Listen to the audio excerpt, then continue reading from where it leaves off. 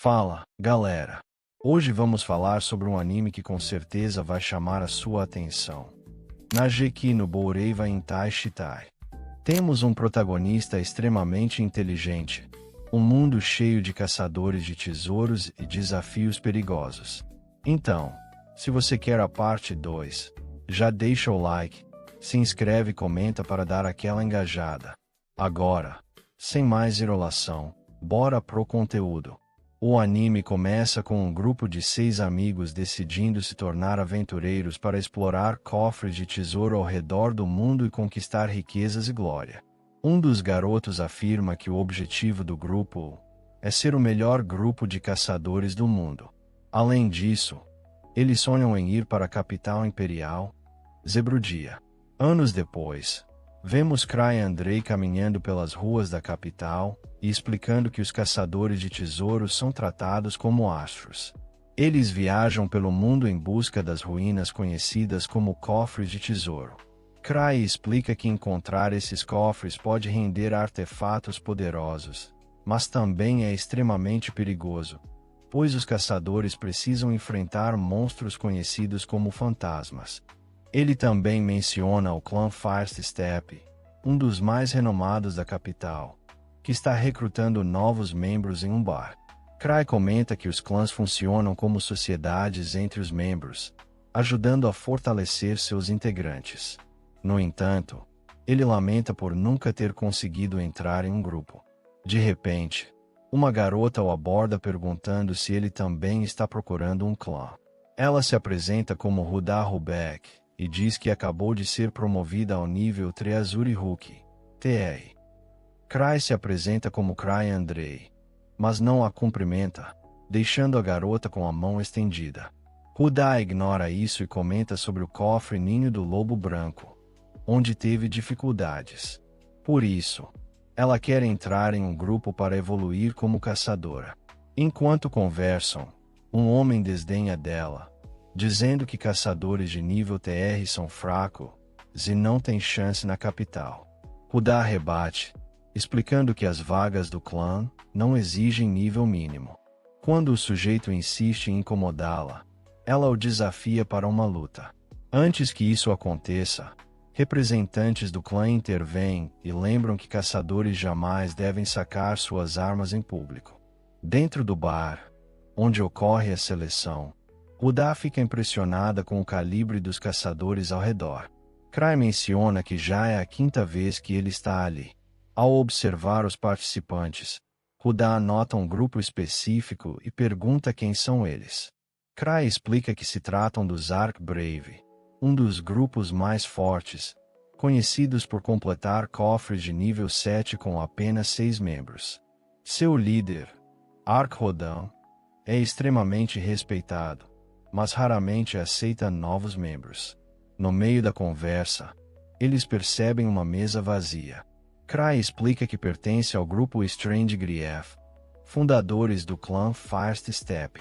Esse grupo é composto por jovens extremamente talentosos que deixaram sua cidade natal anos atrás e se tornaram um dos mais respeitados da capital.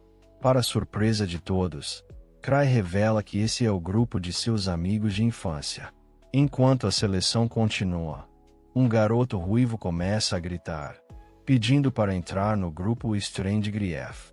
Uma garota chamada Tino aparece e diz que ela merece mais essa vaga. Logo, todos afastam mesas e cadeiras para que eles possam resolver a discussão na porrada. Cry, prevendo o problema, tenta sair do bar, mas é notado por Tino, que o chama de mestre. Ark Rodan também o reconhece e revela a todos que Cry é, na verdade, o líder do clã First Step. Surpreendentemente, Cry conta que, anos atrás, quando seu grupo chegou à capital, conseguiram completar vários cofres rapidamente. No entanto, ele sentia que era muito mais fraco que seus companheiros. Ele tentou sair do grupo, mas seus amigos não o deixaram. Ao longo dos anos, ele acabou virando o líder sem querer. Na verdade, Cry sempre quis se aposentar o mais rápido possível. No presente, Rudá e os outros ainda estão incrédulos sobre Cry ser o líder do Fast Step. Arc-Rodan zomba dele, e Tino sai em defesa do mestre. Cry decide indicar alguém para entrar no Arc-Brave. Para isso, ele propõe um teste.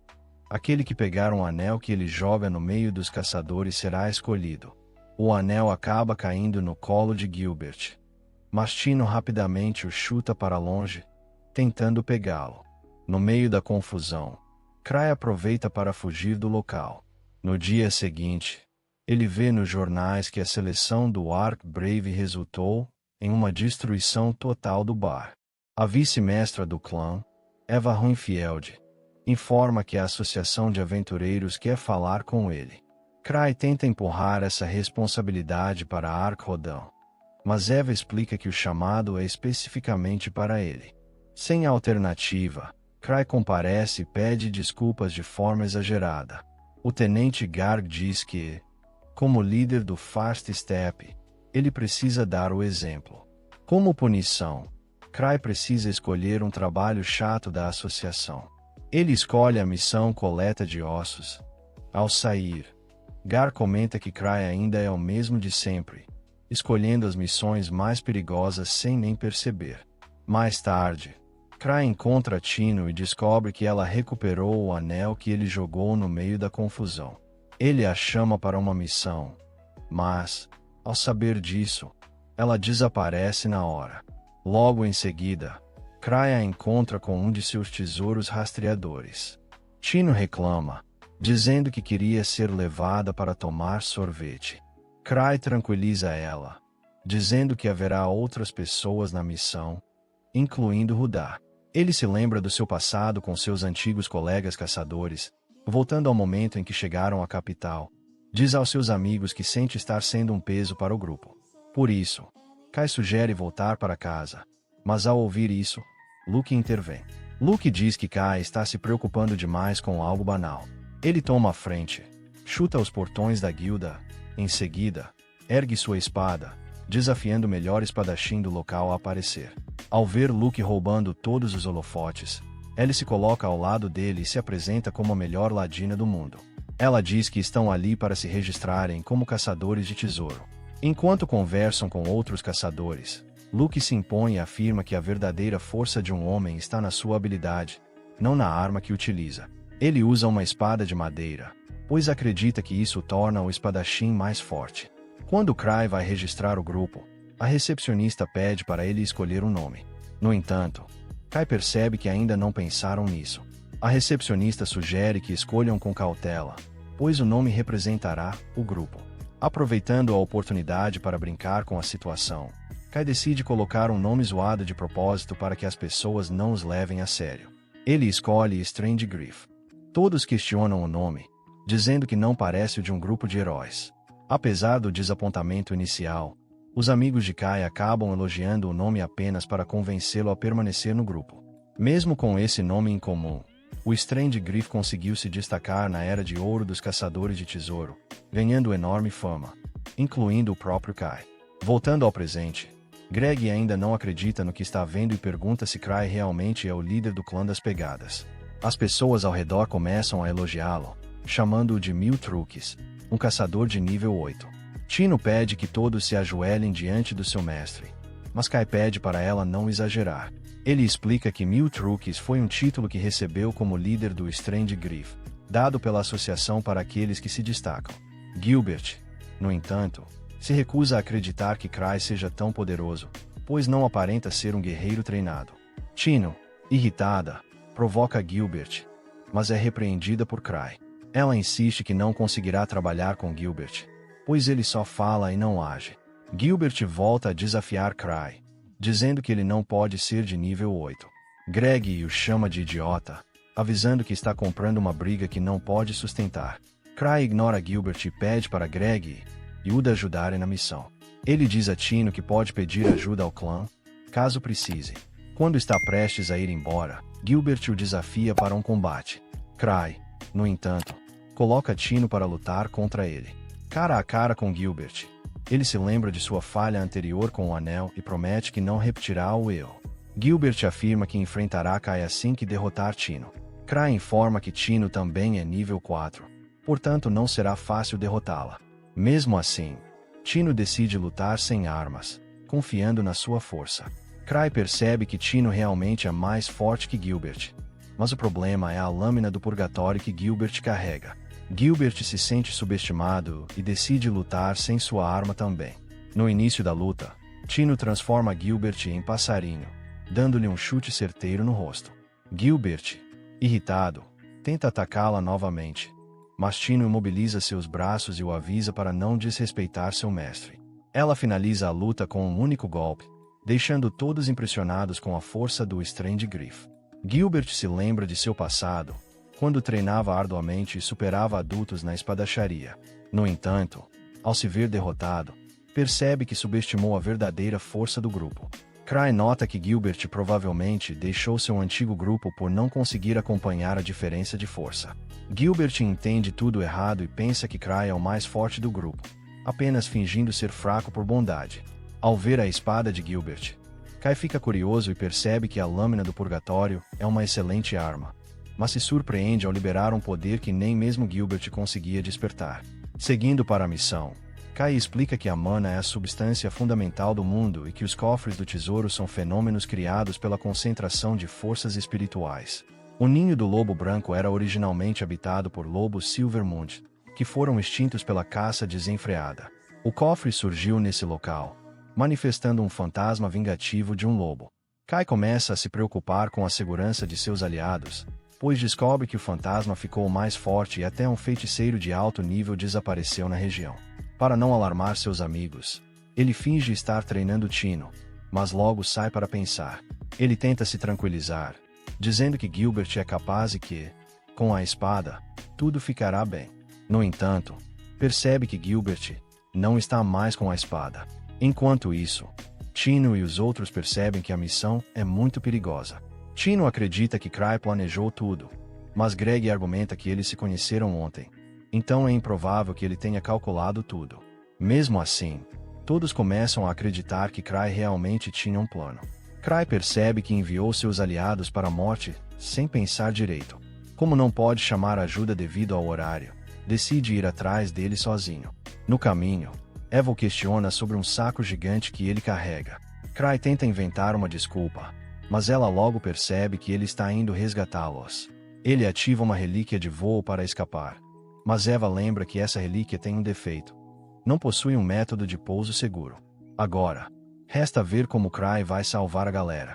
Após uma semana desde que a Strange-Grief começou a operar na capital de Zebru, Cry se lembra de estar em uma taverna com seus amigos de infância.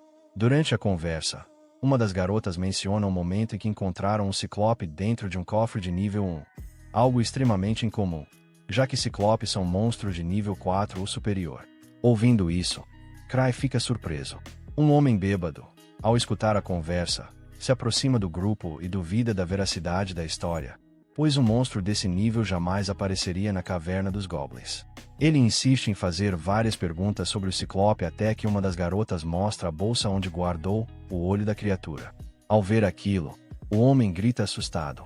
Voltando ao presente, Uda fica aterrorizada com o monstro que estão enfrentando, acreditando que ele é poderoso demais para estar em um cofre de nível 3. Ela compartilha sua preocupação com Greg, que questiona por que a espada de Gilbert não pegou fogo. Gilbert explica que a espada do purgatório está sem mana. Ao dizer isso, se lembra de quando Cry a usou, espalhando chamas por todos os lados, o que esgotou completamente sua energia. Como Gilbert não consegue recarregá-la sozinho, a espada está inutilizável no momento. Ao ouvir isso, Uda sugere que ele recue por enquanto. Enquanto isso, Greg analisa a situação e conclui que o grupo que estavam tentando salvar já pode estar morto, considerando o estado do local. No entanto, Tino discorda e decide mudar o plano, pois acredita que aquelas pessoas ainda estão vivas. Para ela, seu mestre sabe exatamente o que está fazendo, e o fato da espada do purgatório ter ficado sem mana deve fazer parte do plano dele. Ela então aconselha Gilbert a não depender tanto de relíquias. Seguindo adiante, eles encontram lobos incomuns armados com arcos e armas de fogo. Greg percebe que não era apenas um lobo forte que tinham encontrado antes, mas que todos ali eram igualmente poderosos. Chino explica que o ninho do lobo branco foi criado para acomodar os lobos da Lua de Prata, os habitantes originais do local. No entanto, ao notar que os lobos estão ainda maiores do que o esperado, ela deduz que eles podem ter dificuldades de locomoção. Gilbert decide atacar os inimigos de frente, acreditando que isso dará uma vantagem ao grupo. Chino o chama de idiota, mas ele argumenta que, mesmo sem mana, a espada do purgatório ainda é mais forte do que uma espada comum.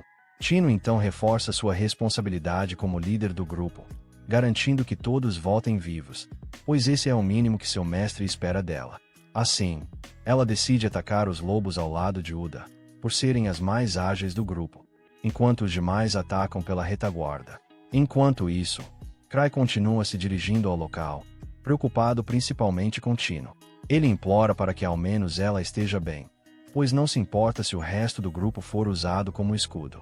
No campo de batalha, os aventureiros conseguem derrotar os lobos rapidamente, aproveitando sua melhor organização e trabalho em equipe, ao contrário dos lobos, que lutam de maneira descoordenada. Após avançarem mais, encontram outro grupo de lobos. Gilbert parte para o ataque imediatamente. Chino percebe que, apesar de cabeça dura, ele é competente e esforçado em batalha. Greg também colabora bem, aproveitando sua experiência como aventureiro. Já Uda, mesmo sem movimentos espalhafatosos, se destaca por sua habilidade de localizar inimigos, facilitando a estratégia do grupo. Chino então reafirma que seu mestre estava certo desde o início, pois planejou a composição do time de forma precisa para que funcionassem da melhor maneira possível. Durante a luta, Gilbert se lembra do passado, quando repreendeu sua equipe por não terem força de vontade suficiente. Um dos integrantes explicou que não conseguia acompanhar seu ritmo, mas Gilbert, na época, não aceitou isso e decidiu abandonar o grupo. Agora, ele percebe que seus antigos companheiros estavam realmente se esforçando, mas a diferença de força entre eles só aumentava. Hoje, ele entende que deveria ter reconhecido o esforço deles antes.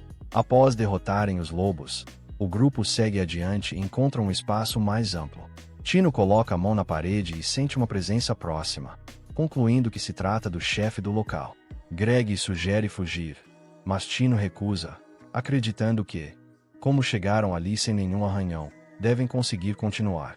Além disso, ela destaca que missões totalmente seguras não fazem ninguém crescer. Às vezes, é necessário se desafiar. Greg concorda, mas revela que sempre congela quando encontra um monstro que parece impossível de vencer. Isso se deve às experiências traumáticas de ver amigos morrerem. Chino, no entanto, acredita que Cry enviou Greg para essa missão justamente para ajudá-lo a crescer como caçador. Para ela, seu mestre é um gênio que planeja tudo com perfeição. No momento em que se preparam para enfrentar o chefe, Cry finalmente chega ao local e se espatifa no chão devido à falta de freio de sua relíquia.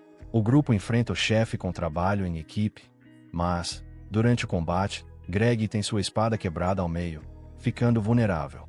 Chino age rapidamente e finaliza o lobo gigante com um único golpe.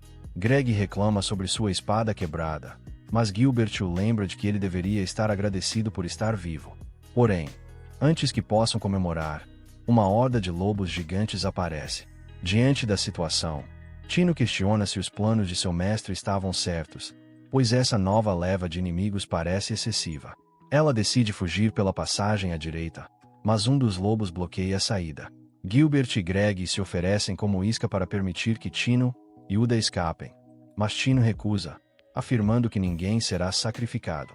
Ela pede apoio ao grupo e mira nos olhos do lobo, fazendo-se debater e acidentalmente acertar Gilbert, que atacava sem atenção. Chino começa a perder as esperanças, mas, no meio do caos, Cry finalmente aparece e ataca o lobo gigante com o impacto de sua queda.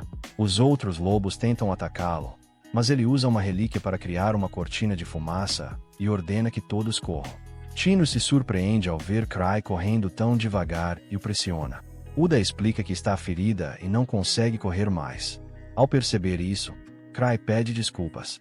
Nesse momento, Chino se lembra do dia em que o conheceu, quando foi capturada para ser vendida como escrava. Chorando, ela pediu ajuda, e Cry e os membros da Strand Grief apareceram para resgatá-la. Desde então, ela passou a idolatrá-lo e chamá-lo de Deus.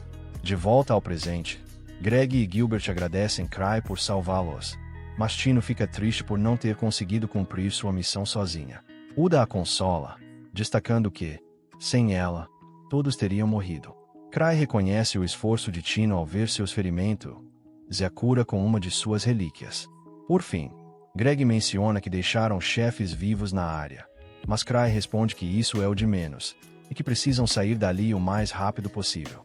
Entretanto, ele percebe que não faz ideia de onde fica a saída do ninho do lobo branco, e agora estão perdidos. Ao se lembrar do passado, Cry retorna mentalmente ao momento em que seus companheiros observam suas relíquias. Todos ficam fascinados com a quantidade e variedade dos itens que ele guarda. Cry comenta que tem o costume de manter todas as relíquias que compra consigo, o que chama a atenção de Lee, que se recorda de uma promessa. Ele havia dito que lhe daria uma relíquia que combinasse com ela. Sentindo-se deixado de lado, Luke questiona se Cry também pretende dar algo aos demais membros da equipe. Quando Citra pega uma relíquia específica, ela não consegue identificar o que é. Cry explica que se trata de uma bolsa mágica, um item capaz de armazenar uma quantidade enorme de coisas. Sutina imagina que deve ter sido caríssima, mas Cry surpreende ao dizer que, na verdade, foi bem barata. O único problema é que ela só consegue armazenar chocolate, o que a torna quase inútil. Logo depois, Liz encontra um bracelete entre as relíquias. Assim que o coloca no pulso, começa a perder o equilíbrio e cair. Cry explica que se trata do Anel do Labirinto, uma relíquia que desorienta completamente a percepção espacial de quem o usa. Luke, por sua vez, encontra uma espada e se impressiona com sua aparência, mas Cry o desanima ao revelar que se trata de uma espada amaldiçoada. A influência da arma faz Luke perder o controle e ameaçar esfaquear tudo ao redor. Mesmo assim, Cry comenta que ele já é assim normalmente, então a espada maldita não muda muita coisa. No fim, todas as relíquias perigosas acabam sendo usadas como itens de treinamento para Luke e Liz, já que não servem para nada além disso. De volta ao ninho do lobo branco, Cry explica que o local é um verdadeiro labirinto de corredores estreitos que se dividem repetidamente. Por mais que andem, a sensação é de estarem sempre no mesmo lugar. Isso prejudica a noção de direção do grupo. Cry começa a se sentir desconfortável por estar liderando, já que as ladinas do grupo são Tino e Huda. Ao observar melhor, percebe que Tino sequer está olhando para ele, e suspeita que ela esteja irritada por ter sido colocada numa missão além de suas capacidades. Ele considera até se ajoelhar e pedir desculpas antes que a situação piore. Mas antes que possa agir, Gilbert pergunta se realmente estão indo na direção da saída. Cry responde que sim, embora não tenha certeza de onde a saída está. Tino então chama a atenção de Gilbert e afirma que tudo faz parte do treinamento, pois ela sabia o tempo todo que estavam apenas circulando. Mesmo aceitando que aquilo seja parte do treino, Huda pede que Cry ao menos diga para onde estão indo, mas Cry permanece em silêncio. Nem ele sabe responder. Sentindo-se cada vez mais pressionado pelo grupo, Cry decide mudar de rota para parecer que está tomando uma decisão. No entanto, ao seguir esse novo caminho, Greg começa a entrar em pânico. Tino e Huda o acalmam, dizendo que tudo está sob o controle de Cry. Continuando pela nova rota, o grupo encontra um bando de caçadores feridos. Cry se surpreende que conseguiram vê-los de tão longe, e ao se aproximar, percebe que são justamente os caçadores que deveriam resgatar. O líder do grupo se apresenta como Rudolph da organização VS e agradece pelo resgate. Tino insiste que o agradecimento deve ir todo para Cry, já que foi ele quem os conduziu até ali. Cry tenta esclarecer que foi apenas uma coincidência, mas todos interpretam isso como mais um de seus comportamentos enigmáticos. Percebendo que todos estão com fome, Cry tira chocolates de sua bolsa mágica e distribui para todos. Tino, mais uma vez encantada, diz que além de salvá-los, Cry também localizou o grupo perdido com facilidade e conseguiu acalmar a equipe mesmo em uma situação tão complicada. Admirada, ela o chama de Deus. Greg se aproxima de Rudolph e revela que ficou em dúvida ao saber que eles eram um grupo de nível 5. Rudolph admite que também ficou surpreso. Nenhum deles esperava encontrar um monstro tão forte. Já Gilbert afirma que os Cavaleiros Lobos são poderosos, mas ainda não acredita que um grupo de nível 5 tenha sido derrotado tão facilmente. Ao ouvir a descrição da criatura, Rudolph esclarece que o inimigo que enfrentaram era diferente. Uma pequena entidade fantasmagórica com uma caveira no rosto, conhecida como a encarnação do rancor. Ele acredita que essa criatura seja a manifestação da maldição da Lua Prateada, nascida do ódio acumulado após o massacre dos lobos pelos humanos. Rudolph explica que, embora o grupo estivesse confiante, não tiveram chance alguma contra o fantasma. Segundo ele, o ser é tão forte quanto o primeiro espadachim da capital. Cry se lembra do tal guerreiro, um espadachim que treinou com uma lâmina sagrada e dominou diversos estilos de combate. Um verdadeiro monstro. capaz de derrotar qualquer um com uma simples espada de madeira. E quem ostenta esse título hoje é ninguém menos que Luke, um amigo de infância de Cry e membro da Strayed. Cry acha exagero comparar o fantasma a Luke. Afinal, se existisse um inimigo realmente tão poderoso assim, Luke já teria ido atrás dele faz tempo. Ele também comenta que Tino ainda não tem força suficiente para enfrentá-lo. Rudolph reforça que o fantasma parecia estar apenas brincando durante a luta, mas acredita que na próxima vez não terão a mesma sorte. Ruda pergunta o que Cry pretende fazer,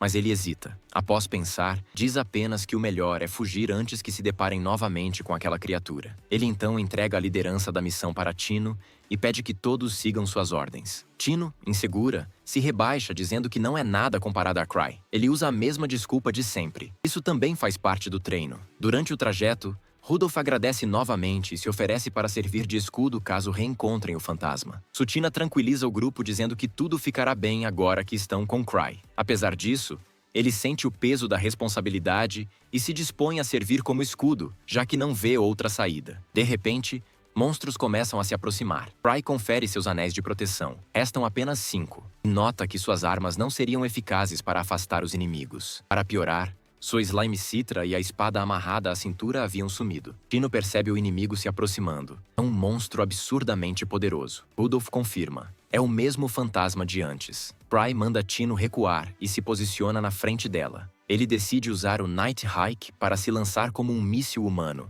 disposto a sacrificar uma vida se necessário para criar uma abertura contra o inimigo. Enquanto o fantasma se aproxima, todos começam a perder a esperança. Até que um segundo fantasma aparece, tornando a situação ainda mais desesperadora. Tino, apavorada, agarra a camisa de Cry pedindo por ajuda. Mas então, o segundo fantasma revela ser Liz disfarçada. Ela ataca o verdadeiro inimigo e o lança para longe. Cry pede que ela tire aquela máscara assustadora. Ela obedece, mas começa a reclamar da situação e repreende Tino por não ter conseguido cumprir a missão sozinha. Durante o sermão, Gilbert tenta falar com ela e acaba levando um soco que o joga na parede. Liz continua criticando Tino, perguntando o que falta nela como mentora. Sua reputação está em jogo. Cry tenta acalmar as coisas, dizendo que Tino se saiu bem, mas Liz continua revoltada, dizendo que está sendo subestimada por conta da incompetência de Tino. Nesse momento, outro monstro aparece e começa a atacá-los com uma metralhadora. Liz intercepta todos os projéteis com facilidade, forma uma barreira em volta de si. Ao ver que aquilo era o que assustava Tino, ela se irrita ainda mais e parte para cima do inimigo, derrotando-o com um único golpe. O fantasma então saca sua espada e ataca Liz, mas ela segura a lâmina apenas com os dedos. Após desviar de seus golpes, ela começa a contra-atacar.